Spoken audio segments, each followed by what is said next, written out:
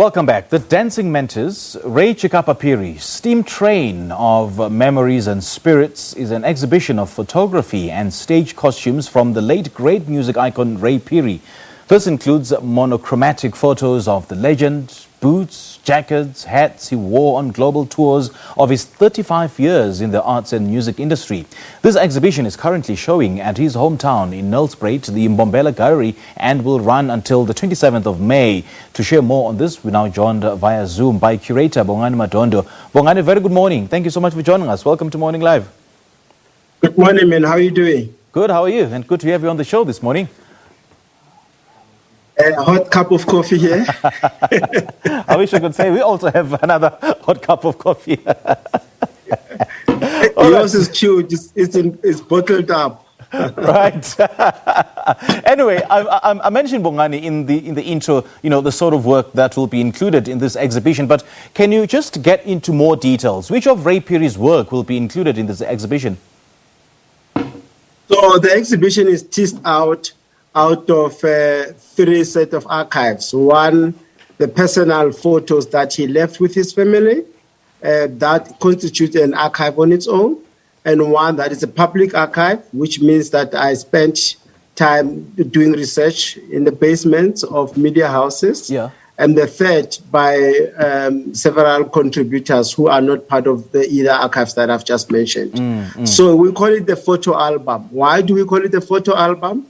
The idea of a photo album came from basically African or Black history. Yes. The Black people grew up. I'm sure you yourself, you grew up, your mother, or your granny, or your cousins, your aunties having a photo album. And the photo album is a repository space for representing ourselves, looking good, feeling good about ourselves. Yeah. Well, right now people are using social media photo albums, but basically we used to have like this book.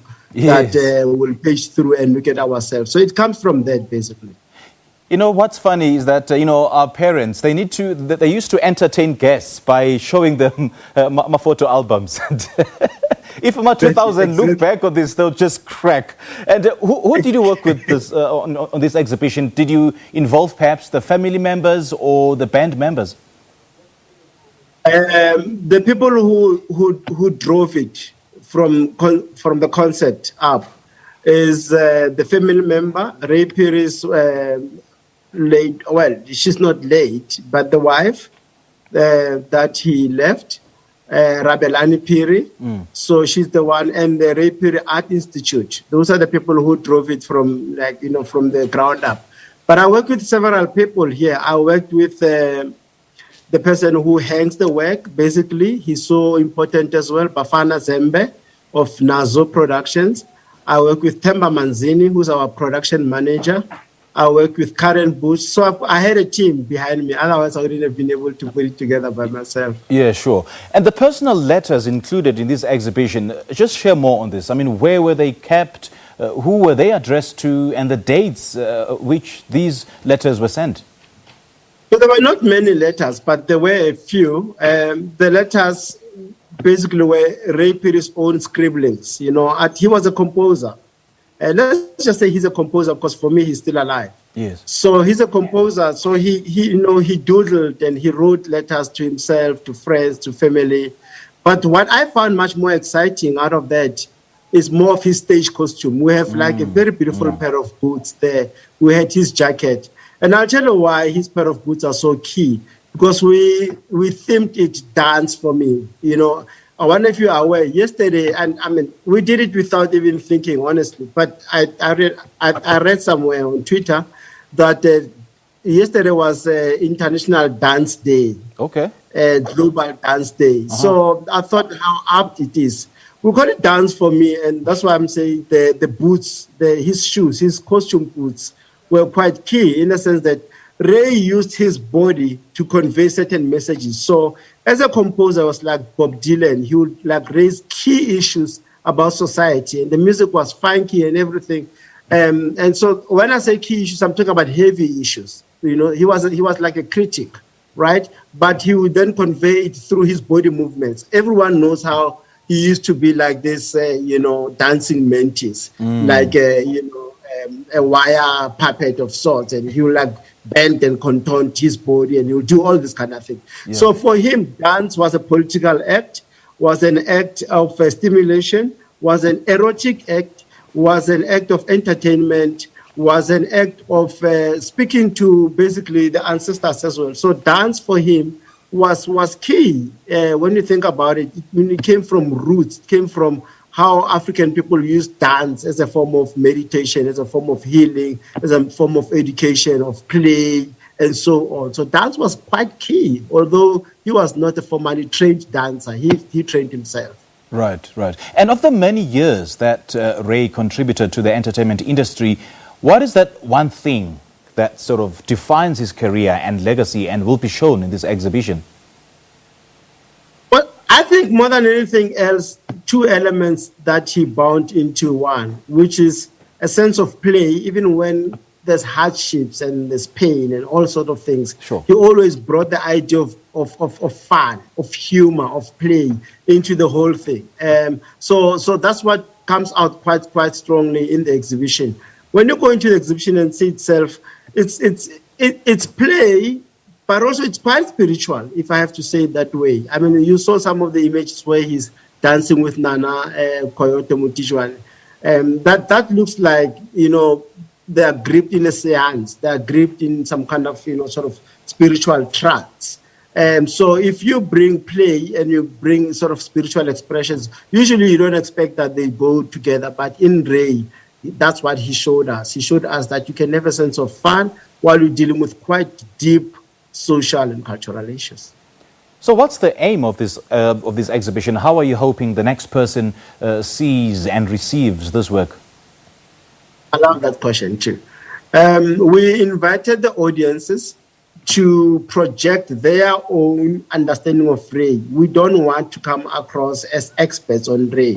We believe that Ray belongs to the people. So we've asked people, we have a circle right within the exhibition where people can dance their blues away, their pains away, their hardships away. So that's what we want. So also we ask people to come and tell us their own stories. So it's an exhibition within an exhibition within an exhibition. It's quite multi-layered. And the space is quite huge. So you go around and you project your own memories of who Ray was. And that's the thing about inviting ordinary people to tell us their own Ray. Which Ray do you want? Do you want the Ray Phiri of Stimela? Do you want the Ray Phiri who used to be part of the Movers? Do you want the Ray Phiri, the social critic, the Graceland artist who performed with Paul Simon?